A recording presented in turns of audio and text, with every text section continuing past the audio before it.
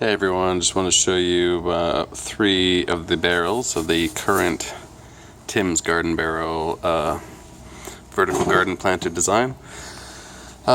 These haven't exactly been planted, these are all just self-seeded from last year. A lot of the green leaf lettuce is coming through now, which is, you can see, looking really nice. No fertilizers or pesticides or herbicides, all organic, that sort of thing. This is a little poppy. Because it's a bit more crowded here, it stayed kind of small. You know, there's like 6 poppies in this space. But here's an example of a poppy when it had just one plant. And it's getting pretty big. It hasn't put its flowers on yet.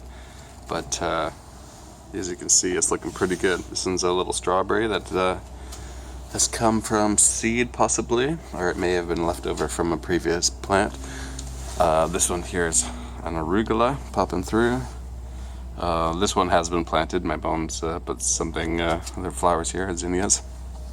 This one's a lamb's quarters or wild spinach. This one's a wood sorrel.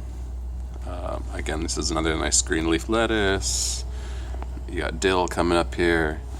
But any of the pockets that aren't full, like you can see lots of little things starting to come up, but you can decide to put a seedling in instead if you'd like.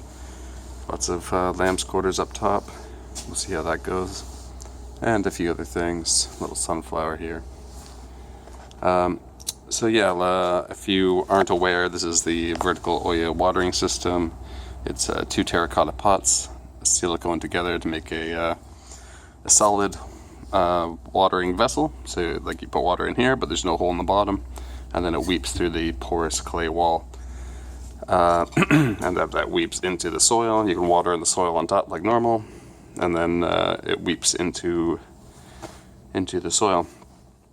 Because the plastic is kind of coating the outside, so you don't have so many weeds to contend with. You just have the plants that you're growing. And if you don't like it, you know, if you find it's too thin, or too crowded, you can go ahead and pull it out. Or if you feel like you can transplant the plants you remove somewhere else, or even top it up like little mulch on top, or whatever you want to do.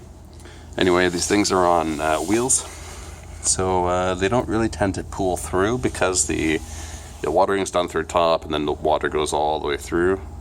And you water it, but you try not to let it run through the actual garden.